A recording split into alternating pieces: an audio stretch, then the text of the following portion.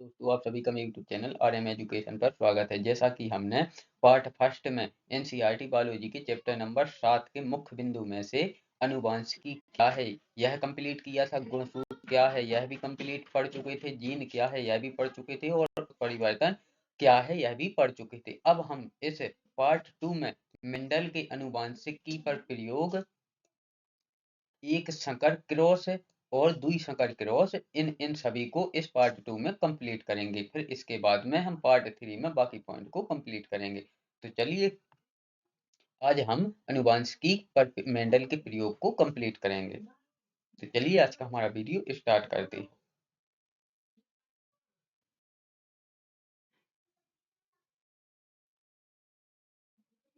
चलिए यहाँ से हमारे मेंडल के अनुवांशिकी पर प्रयोग स्टार्ट होते हैं। तो मेंडल्स एक्सपेरिमेंट्स ऑफ जेनेटिक्स। तो ऑस्ट्रिया की एक चर्च के पादरी ग्रेगर जॉन मेंडल ने अपने बगीचे में लगे मटर के पौधों पर प्रयोग करके अनुवांशिकता के गुणों का अध्ययन किया एवं अनुवांशिकता के सिद्धांत का प्रतिपादन किया, जिसे उन्हीं के नाम पर मेंडल की आनुवंशिकता के नियम यानी मेंडल्स लॉ ऑफ इनहेरिटेंस पर इनहेरिटेंस कहते हैं। मेंडल्स लॉ ऑफ इनहेरिटेंस कहते हैं। मेंडल ने अपने प्रयोगों के लिए मटर के 7 जोड़ी गुणों को चुना, जिनमें से प्रत्येक जोड़े का एक गुण प्रयोग के दौरान दूसरे गुण को दबाने की क्षमता रखता था। उन्होंने पहले को प्रभावी यानी डोमिनेंट तथा दूसरे को अप्रभावी यानी रिसीसिव गुण कहा। तो यहाँ देखते हैं लक्षण, प्रभावी गुण और अप्रभावी गुण। तो सबसे लक्षण यानी कि बीज की आकृति, तो प्रभावी लक्षण यानी गोल चिकना बीज और अप्रभावी लक्षण है झुर्रीदार बीज। दूसरा लक्षण होगा बीज पत्र का रंग। तो बीज पत्र का जो प्रभावी रंग होगा वह होगा पीला बीज पत्र और जो अप्रभावी गुण होगा वह होगा हरा बीज पत्र। तीसरा लक्षण है पुष्प का रंग। तो प्रभावी गुण होगा वह होगा लाल और अप्रभावी गुण होगा वह होगा सफेद। चौथा लक्षण होगा फली की आकृति। तो जो प्रभावी लक्षण होगा वह होगा चिकनी और जो अप्रभावी लक्षण होगा वह होगा संकीर्ण। पांचवा होगा फली का रंग। तो जो प्रभावी लक्षण होगा वह होगा हरा और जो अप्रभावी लक्षण होगा वह होगा पीला। छठवां होगा पुष्प की स्थिति। तो जो प्रभावी लक्षण होगा वह होगा कक्षयस्थ और जो अप्रभावी लक्षण होगा वह होगा अग्रयस्थ। जो सातवां लक्षण होगा वह होगा पौधे की लंबाई। तो जो प्रभावी लक्षण होगा वह होगा लंबा और अप्रभावी लक्षण होगा वह होगा नाटा या बौना।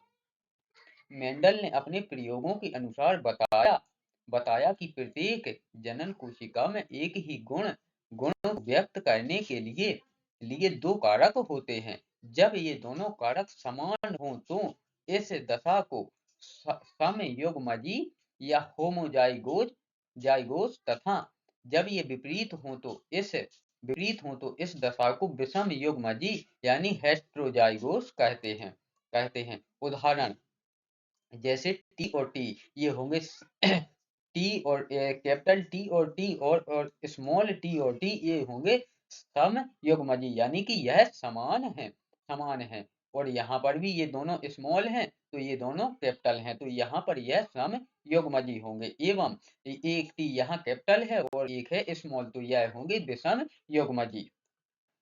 मेंडल ने पहले एक जोड़ी विपरीत गुणों को फिर दो जोड़े विपरीत गुणों की वंशागतिकी का अध्ययन किया, जिन्हें क्रमशः एक संक्रिय यानी मोनोहाइब्रिड तथा द्विसंक्रिय क्रॉस हाइब्रिड कहते हैं। सबसे पहले देखते हैं एक संकर क्रॉस यानी मोनोहाइब्रिड क्रॉस। मेंडल ने लंबाई का चयन कर दो विभिन्न लंबाइयों वाले पौधों को लिया यानी कि लंबे पौधे कैपिटल टी एवं बौने पौधे स्मॉल टी। इन पौधों को प्रत्येक पौधे पी के रूप में प्रयोग कर कृत्रिम परागण के द्वारा क्रॉस करवाया गया। तो प्रथम पीढ़ी की संतति यानी F1 के सभी पौधे अपने प्रत्येक पौधे के समान लंबे थे, अतः F1 में केवल लंबेपन का गुण प्रकट प्रकट हुआ। जब इस F1 पीढ़ी के लंबे पौधों में स्वपरागण यानी कि स्वयं स्वयं का परागण कराया गया, तो दूसरी अर्थात F2 पीढ़ी में 75% लंबे एवं 25% बौने प्राप्त हुए। अतः इनके बीच अतः इनके बीच 3:1 का अनुपात प्राप्त हुआ हुआ यानी कि तीन तीन अनुपात में 3 लंबे पौधे प्राप्त हुए और 1 बौने बौने पौधे प्राप्त हुए। इस प्रकार 3:1 अनुपात प्राप्त हुआ।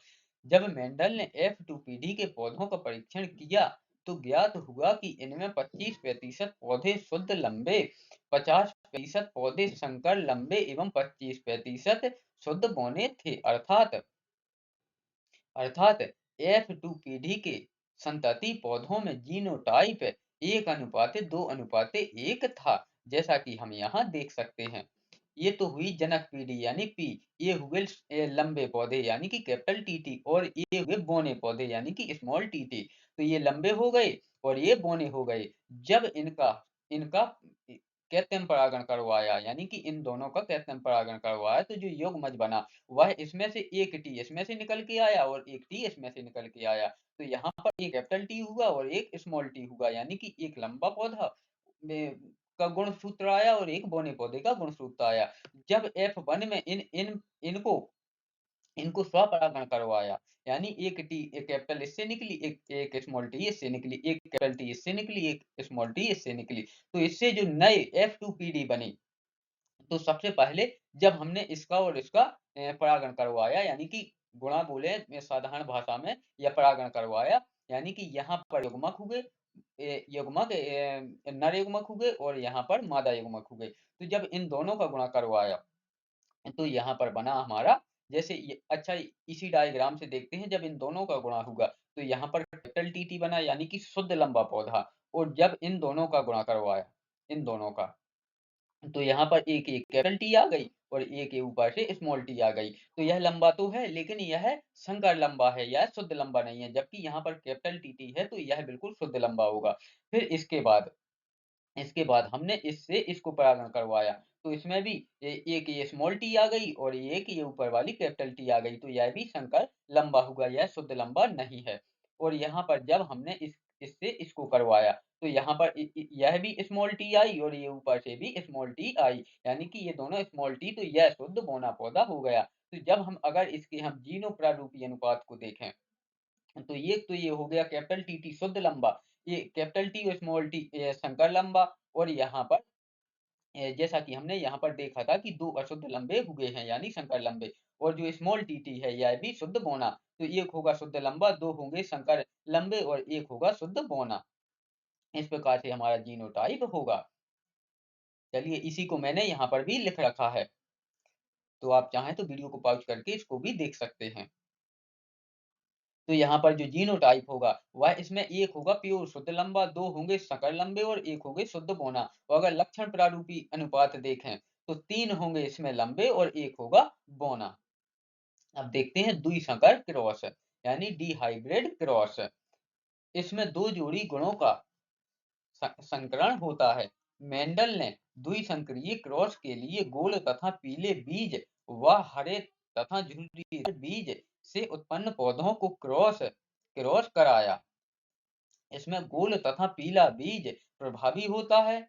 दोनों पौधों को हम क्रमशः capital R R, capital Y Y तथा स्मॉल आर आर और स्मॉल वाई वाई से प्रदर्शित करते हैं। स्पष्ट है, पहले पौधे के गैमेट में R Y capital R Y कारक तथा दूसरे पौधे के गैमेट में स्मॉल आर वाई कारक होंगे। जब इन पौधों में कृत्रिम परागण कराया गया, तो उत्पन्न बीजों जो पौधे प्राप्त हुए वे सभी गोल तथा पीले संकर वाले बीज बने। यहाँ झुर्रीदार तथा हरा रंग अप्रभावी गुण थे। अतः F1 पीढ़ी में ये छिपे रहे, किंतु गोल तथा पीला प्रभावी गुण थे, इसलिए प्रकट हो गए। अब इस F1 पीढ़ी के पौधों में स्वपरागण होने दिया गया तथा F2 पीढ़ी प्राप्त की गई, जैसा कि हम यहाँ देखते हैं। पहले गोले पीले और गोलाकार कैपिटल आर वाई वाई और आर आर, और हरे झुर्रीदार ये है जनक पीढ़ी यानी पी। तो इसमें जो हरे और झुर्रीदार हैं उनको स्मॉल वाई वाई और स्मॉल आर आर से प्रदर्शित किया गया। अब इसके जो सब सम युग्मजी हैं वह हैं कैपिटल वाई और कैपिटल आर, और जो इसके सम युग्म युग्मजी हैं वह हैं स्मॉल वाई और स्मॉल आर। अब पीले गोलाकार विषम युग्मजी यानी कि ये दोनों प्राप्त हुए। अब ये तो है यहाँ पर सम युग्मजी, अब ये दोनों हुए यहाँ पर विषम युग्मजी क्योंकि ये कैपिटल हैं और ये स्मॉल हैं। जब इनका स्वपरागण करवाया गया तो हमें क्या मिला? तो ये है नर और ये है मादा का सिंबल। तो यहाँ पर सबसे पहले हमने लिया कैपिटल वाई और आर को, उसके बाद कैपिटल वाई को स्मॉल आर को, इसके बाद में स्मॉल वाई को कैपिटल आर को, यहाँ पर स्मॉल वाई को और स्मॉल आर को। जब इन दोनों का परागण करवाया गया तो सबसे पहले हमें मिला पीला और गोलाकार, उसके बाद में पीला और गोलाकार यहाँ भी, लेकिन यह संकर होगा क्योंकि इसमें एक आर स्मॉल है। यहाँ पर पीला और गोलाकार यह भी संकर होगा, पीला और गोलाकार यह भी संकर होगा। यहाँ पर भी इसी प्रकार से पीला और गोलाकार यानी कि जहां पर अगर समान कैपिटल है तो वहां तो होंगे शुद्ध, और जहां पर स्मॉल स्मॉल है तो वहां पर शुद्ध होने होंगे, और जहां पर कैपिटल कैपिटल एक समान होंगे यानी कि कैपिटल कैपिटल वाई होगी और कैपिटल कैपिटल आर होंगे तो वहां भी शुद्ध लंबे होंगे। और जहां पर अगर एक भी या तो कैपिटल स्मॉल आर होगा या स्मॉल वाई होगी तो वहां पर संकर पीढ़ी बन जाती है, जैसे हम यहाँ पर देखते हैं पी हुई जनक पीढ़ी। अब कैपिटल आर आर और कैपिटल वाई वाई, अगर हम देखें कैपिटल आर आर और कैपिटल वाई वाई, जैसा कि हम यहाँ पर देख सकते हैं देख सकते हैं तो जब ये हुए लंबे, ये हुए गोल तथा पीला पीला और यह हुआ झुर्रीदार तथा हरा। जब हमें इससे गैमेट मिला तो इससे कैपिटल मिला और इससे स्मॉल मिला। जब हमने इसका पर परागण करवाया तो गोल तथा पीले संकर बीज किस प्रकार से हमें मिलेंगे मिलेंगे तो आप इस पूरी चार्ट को देख सकते हैं। यानी जो यहाँ पर कैपिटल आर आर और कैपिटल वाई वाई होंगे तो वहां पर गोल व पीले शुद्ध होंगे, लेकिन यहाँ पर गोल व पीले अशुद्ध होंगे। यहाँ भी गोल व पीले अशुद्ध होंगे और यहाँ भी गोल व पीले अशुद्ध होंगे। इसी प्रकार से आप पूरी चार्ट को देख सकते हैं तो इसका जो जीन प्रारूपी अनुपात होगा वह होगा, एक होंगे शुद्ध गोल व पीले, दो होंगे सकल गोल व पीले, दो होंगे सकल गोल व पीले। इस प्रकार से हमें यह जीन प्रारूपी अनुपात मिलेगा, और जो लक्षण प्रारूपी अनुपात मिलेगा वह मिलेगा 9:3:3:1। इस प्रकार से हमने जो अनुवांशिकता का पार्ट 2 है तो उसमें मेंडल के जो नियम है उनको पूरा कंप्लीट किया। अब अनुवांशिक गुणों को हम अगले पार्ट 3 में कंप्लीट करेंगे। तो आज का अगर यह वीडियो आपको पसंद आया हो तो वीडियो को लाइक करें और चैनल को सब्सक्राइब करें। प्रतिदिन ऐसे ही एनसीईआरटी के सभी विषय के को चैप्टर बाय चैप्टर पढ़ने के लिए वीडियो में अंत तक बने रहने के लिए धन्यवाद।